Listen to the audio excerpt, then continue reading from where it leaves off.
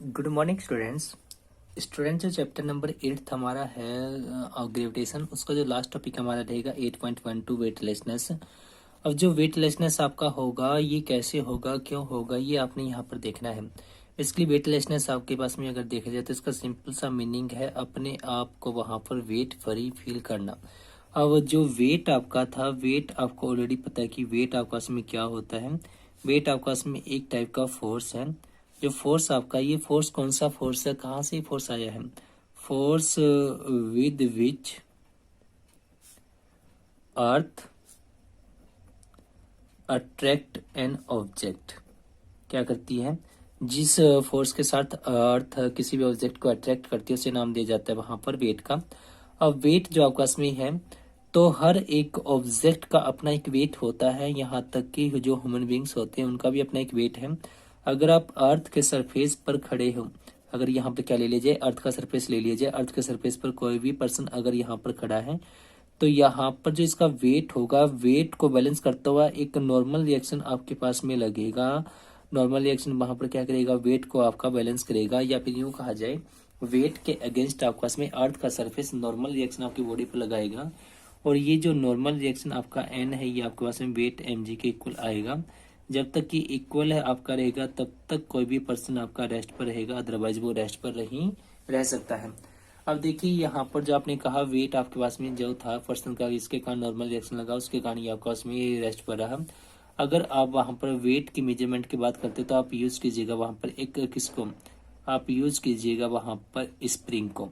जो spring balance आपका है, स्प्रिंग बैलेंस के साथ अगर किसी भी एक ऑब्जेक्ट को आप यहाँ पर मास एम का ऑब्जेक्ट आपका है, अगर इसको आप इससे कनेक्ट कर देते हो और इसका एक एंड आप वहां पर फिक्स कर देते हो, तो आप ये पाओगे कि मास एम इंटू जी, ग्रेविटी के कारण आपको इसमें ये यहाँ पर वेट लगेगा। और वेट के कारण आपको इसमें स्प्रिंग क्या रहेगा, वेट के कारण स्प्रिंग आपका यहाँ पर अपनी नॉर्मल पोजीशन से क्या होगा, ये नॉर्मल पोजीशन से आपका ये वहां पर एलोंगेट करेगा। तो वेट mg को यहाँ पर स्प्रिंग होल्ड करने के लिए एक अपवार्ड फोर्स लगाएगा, और ये अपवार्ड फोर्स आपका mg वहां पर वेट जो होगा ये फील करेगा, या ऑब्जेक्ट आपका फील करेगा। तो यहाँ पर आपने कहा कि ये जो स्प्रिंग आपका बैलेंस वहां पर एलोंगेट होगा, तो इससे क्या होगा, इससे पता चलेगा कि कितना आपके पास में ऑब्जेक्ट का वेट है, या फिर स्प्रिंग जितना खुलता है उतना आपके पास में उसका वेट होगा।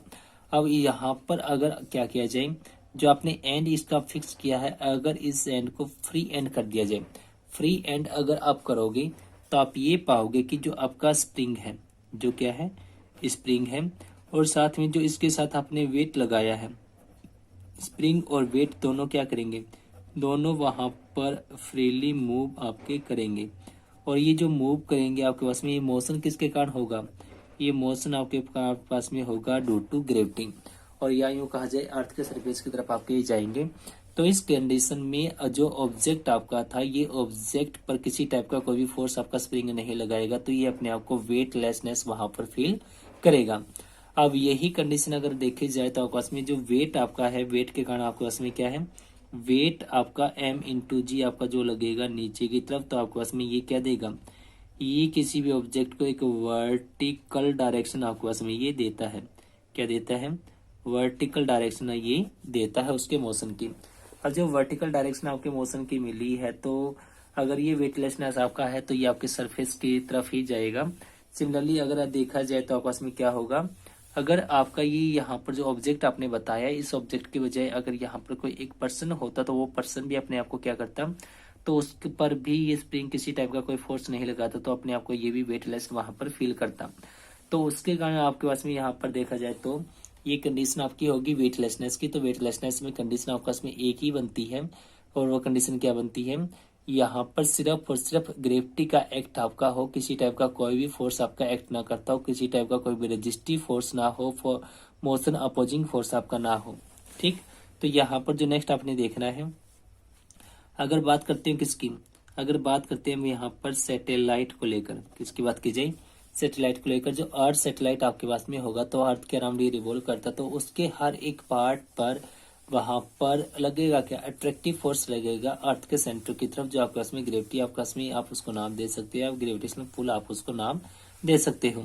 तो उसके कारण आपके पास में क्या रहेगा, ऑब्जेक्ट या फिर यूं कहा जाए कि आपके पास में जो भी सैटेलाइट है उसका हर एक पार्ट सेम फोर्स से अट्रैक्ट होगा और उस पर किसी टाइप का बाहर से फोर्स है नहीं, तो वो वहां पर क्या रहेगा, वेटलेसनेस के कंडीशन में आपका रहेगा।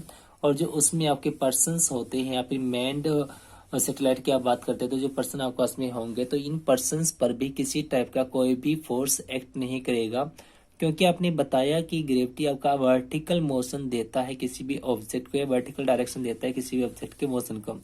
तो वर्टिकल डायरेक्शन नहीं होगी, ना ही उसकी होगी वहां पर हॉरिजॉन्टल डायरेक्शन। तो अल्टीमेटली क्या होगा, अल्टीमेटली ये होगा कि वो वहां पर फ्रीली मूव करेगा हर एक डायरेक्शन में। तो इसका रिजल्ट ये होगा कि ये फ्लोट करेगा आपका स्पेस में। जब फ्लोट करेगा तो उसके कारण क्या रहेगा, तो फ्लोट करेगा तो उस पर किसी टाइप का कोई भी फोर्स एक्ट नहीं करेगा, अपने आप को वो वेटलेसनेस वहां पर फील करेगा। तो ये जो आपके पास में किसी भी ऑब्जेक्ट का वेट फ्री फील करना ही जो प्रोसेस होगा, इसे नाम दिया जाएगा वेटलेसनेस का। क्लियर। तो ये आपके पास में आप एस्ट्रोनॉट्स की जो आपने पिक्चर्स देखी हैं वो या फिर कोई मूवी देखी हो तो उसके अंदर ये क्लियरली विजिबल होते हैं, बताया जाता है, दिखाया जाता है। तो ये आपका लास्ट टॉपिक था वेटलेसनेस का, टॉपिक नंबर 8.12 जो आपका था। इसके बाद जो एक्सरसाइज आपकी वो इसे आप ट्राई कीजिएगा। अब जो इससे नेक्स्ट आपका पार्ट रहेगा, पार्ट आपका रहेगा सेकंड बुक से। सेकंड बुक में जो हमारा फर्स्ट पार्ट रहेगा वो रहेगा फिजिकल प्रॉपर्टीज ऑफ सॉलिड्स, हमने डील करनी है, जो चैप्टर नंबर 9 हमारा होगा। Thank you.